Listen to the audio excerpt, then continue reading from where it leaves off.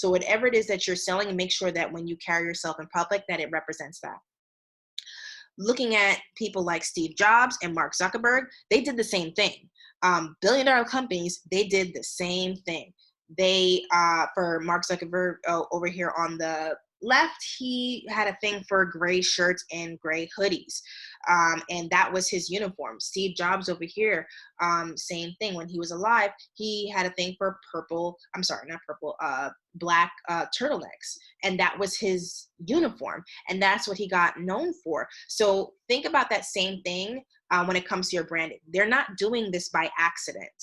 They're doing this on purpose because they understand that they were the faces of their company, and how they dressed, how they looked matter. And they didn't wear suits. They didn't go overboard.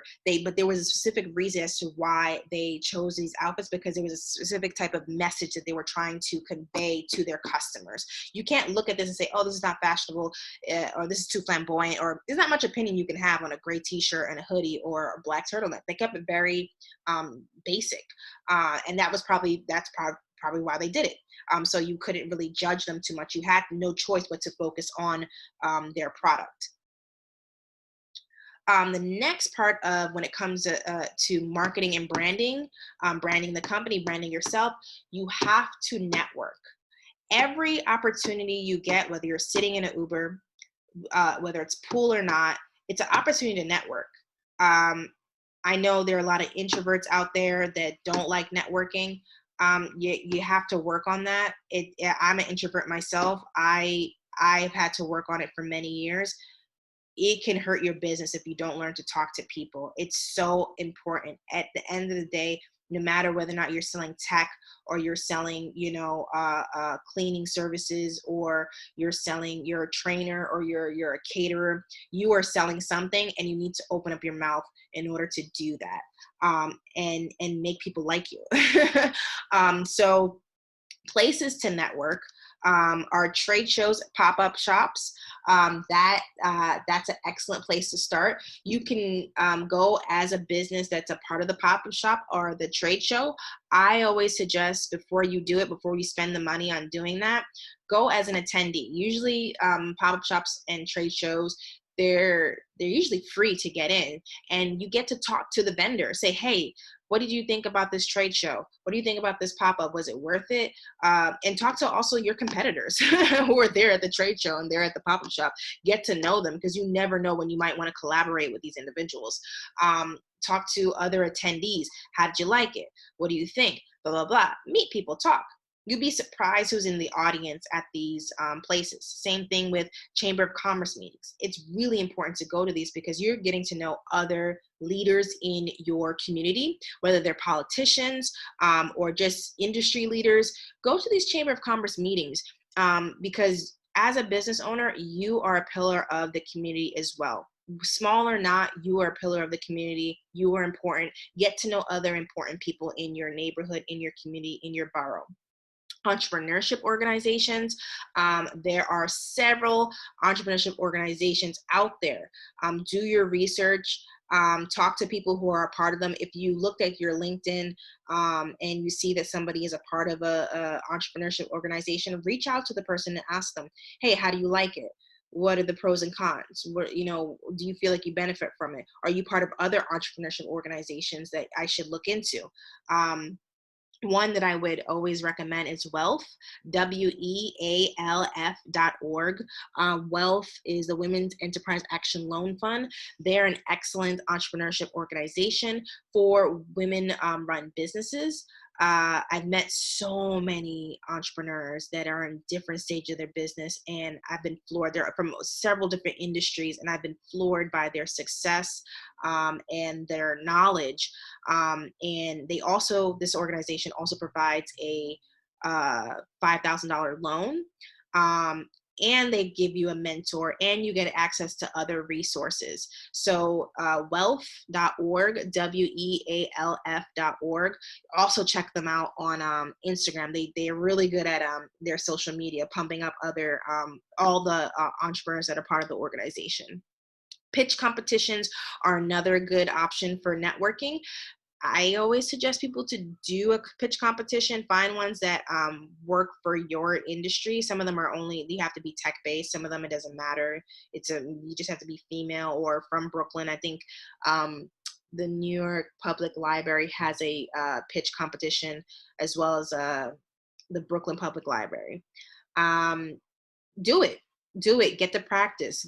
Meet people who can help you improve your pitch, people who will judge you on your pitch and tell you what you need to work on. Or you can go to the pitch competition, the demo day, as an attendee. That is actually a really good tip, a strategy. I'm actually going to be attending one next week. And they're going to be venture capitalists in that room. They're going to be angel investors in that room. They're going to be mentors in that room. They're going to be other business owners in that room. And I want to be in that room just to network, not to sell my product, not to do anything other than to get to know somebody well enough to say, hey, you know what? I would like to take you out for coffee so I could pick your brain and get to know more about your industry and just make a friend. You just never know. Network. Conferences, panels, and workshops. You talked about this earlier. Go invest in yourself. Go to these conferences. Learn about leadership. Learn about social media. One of my favorite conferences is the 10X conference that's run by Grant Cardone. I think he's having it every year. It's been getting bigger and bigger and bigger. And it's awesome. I mean, people from all over the world come to this conference and they live stream it. Just like social media goes crazy during a 10X conference because everybody is just taking pictures of themselves at this conference, video of themselves at this conference, because if you're going to this conference, you mean business. It's very serious. And I always encourage people to, like I said, invest in yourself, because it's very difficult to expect someone to want to buy your product, yet you're not willing to invest in yourself as a business owner so that you become better. Your business is a reflection of yourself. That is a very difficult lesson to learn along this journey, but your business is a reflection of who you are. If there's something that you have not worked in within yourself, it will show up in your business. It will show up in the numbers, in the clients, on the website, one way or another, it will show up. So always take the time to improve yourself, improve your skills, and learn more. You will never lose by doing that. Pro tip, I guess this is number 5, be a sponsor for an event. This is a great marketing and branding tactic. If you're an accountant, every financial literacy workshop going on in your area, you need to be on it. You need to be on the panel. You need to be donating for refreshments. You need to help somehow so that you can get in the face of the people that are at that workshop or at that panel, because your business gets shouted out every time they advertise that event.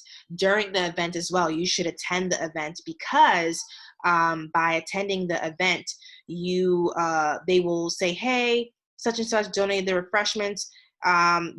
Just give a round of applause and a thanks to that such and such company for doing this. If you want to reach them or reach her, she's right there in the back in the blue pumps and blue bag.